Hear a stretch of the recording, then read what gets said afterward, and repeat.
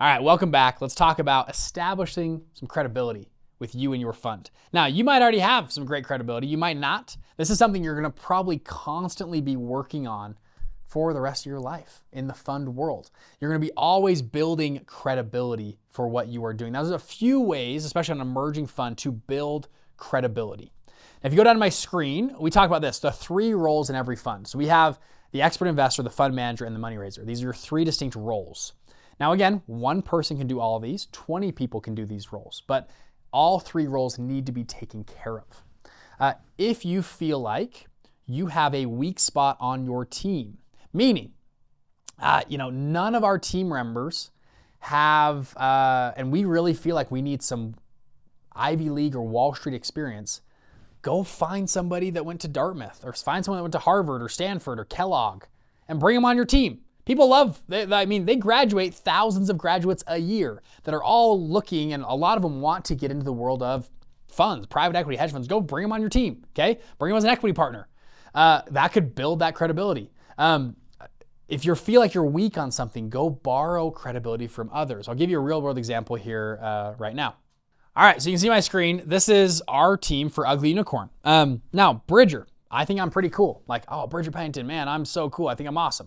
Which I've got some good things going for me. I've ran 3 funds prior. I've, founder of fund launch. We've helped hundreds of millions of, or billions of dollars of people in our group of communities. My 3 funds that I've ran prior have done incredible. So I have a good track record as a fund manager. But I have no track record in crypto. So what did I do? I went and found Dan Young. So Dan, guess what he has? Right here. He's done $600 million in sales in Zydex PC laptops. He's on the Intel board of advisors for 16 years. He's on AMD's gaming advisory member for the last 4 or 5 years, multiple Inc. 500 winner, okay? Started mining Bitcoin in 2014, had the largest crypto mining facility in the state of Utah in 2014. I mean, absolutely just crushed, okay? He's never ran a fund before. So he wanted to partner with me, and I wanted to partner with him for all those reasons. We then brought on some few other advisors. Kirk Omen sold his company to Snapchat for $54 million, bought his first Bitcoin at $1. And then we brought Michelle on. She's very good at CPA. She's a very good CPA tax, all things crypto tax, by the way, very, very good. And Tyler is a very great analyst for us as well. So we decided to make a mix of a team. By the way, this team is probably going to keep growing as we want to establish more credibility. How our roles work, I'm the fund manager. Dan is all things investments, and then we both help raise capital together. That's kind of how the roles work amongst us 2. Tyler works on that, and these guys work on different pieces of those teams. But those are the main roles between us 2 as founders. So again, if you don't have this, go find it. There are people on LinkedIn, people graduating all the time that want to come work with you. There are people in Black Card. If you do not feel like you have whatever it takes, maybe you go join someone else's team and you gain the experience, you gain the credibility from them. Okay, so that's how you can work on your team members. The cool thing that we have going for us, people love to work on funds. The idea of working on a hedge fund or a private equity fund is awesome. It's the reason you're here. It's the reason I'm here. It's freaking cool to go work on a fund. You'd be surprised how many good people you can go headhunt from other places to come in here. One more note on this. Fund, if you need someone good here, you can sometimes get, former investment attorneys, things like that to come help. Money raisers. If you go look at currently, people that are currently raising money, registered investment advisors, wealth managers, people that run, maybe they run family offices currently. Those people, a lot of them have the dream one day to go run their own fund. Great place to look for money raisers. They're already a wealth manager at JP Morgan. They're already a wealth manager at Charles Schwab. They're already running an RIA. They're already an investment advisor. And they, in the back of their brain, they all think, one day I should just go launch my own fund. That'd be awesome. Great place to go find some money raisers. Fund managers, these people, Black Card has a number of these people. I'm one of these people. Expert investor, this is going to be very vastly depending on which category industry you're in. So that'll depend up to you to find those people. But again, great people here. So second piece of credibility, I'm going to go back to my fund here. I've got our team, obviously credibility hopefully is decent.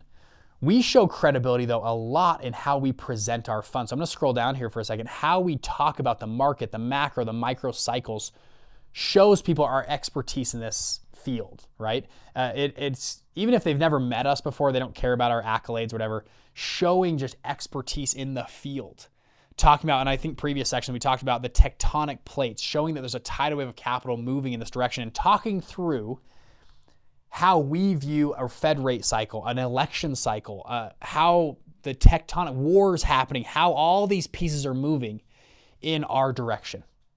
And whether they agree or not, if you can just intelligently talk through these things and answer questions, show charts and graphs, and just essentially show your thesis in a very adequate, great way, you can do extremely well. Now, the last thing I'll share, you also can borrow credibility from how you just set up and structure your fund. So I'm going to zoom in on this one. For our fund, I bring up as we present, I go, hey, security and fraud mitigation is a big deal for us. We make sure this is buttoned up the best way possible. I have experience with funds. I work with a lot of fund managers. So we do a few things. Number one, we use a third-party administrator, NAV Consulting, out of Chicago. They help manage over 2,000 different funds. Incredible group. They check every single dollar that comes in and out of our fund. They check and make sure it's done appropriately. Me and Dan, even if we wanted to, if we had a gun to our head, we could not move money out of our fund because we have a third-party administrator on our fund. And I always say, hey, I'm an investor in funds. I always make sure that the fund I invest in has a third-party administrator. If they don't have it, I don't invest because it's too easy to commit fraud. Number two, if that wasn't enough, we hire a third-party auditor out of New Jersey called Burkauer.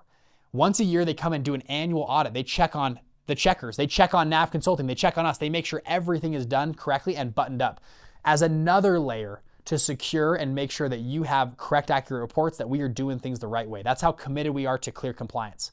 On top of that, we hire ACA Compliance Global. They are the top firm in the world at keeping groups compliant. So we run all of our stuff through them. We if you can't tell, we are committed to making sure this is buttoned up. It is done the right way. We know the world of crypto, especially, is kind of a scammy world. We take a risk mitigated institutional approach to crypto and blockchain because we believe this is a great asset class. We believe there's a tidal wave of capital coming, and we do things in a buttoned up, fantastic way. See how I got into pitch mode there, but I borrow the credibility of those three firms that I've hired into our fund. I kind of pitch them or present them, and they go, oh, wow. If they've never even met Bridger before, they go, okay, well, obviously this person is committed to, I think the risk of fraud goes way down. And actually that helps you kind of put a moat around other competitors. Hey, if you're just, by the way, I invest in lots of funds. If they don't have an audit, if they don't have a third-party administrator, I don't even talk to them because it's too easy to commit fraud. They go, oh shoot, okay. If they've maybe talked to a competitor of yours, they go, oh, I don't want to work with them. I'm going to work with you guys. Borrowing credibility is massive. Build it on your team. You can go, there's a lot of great ways. You obviously LinkedIn, in Black Card, other great members you can bring to your team, attract them from, if you need an Ivy Leaguer, go get an Ivy Leaguer, get whatever you need.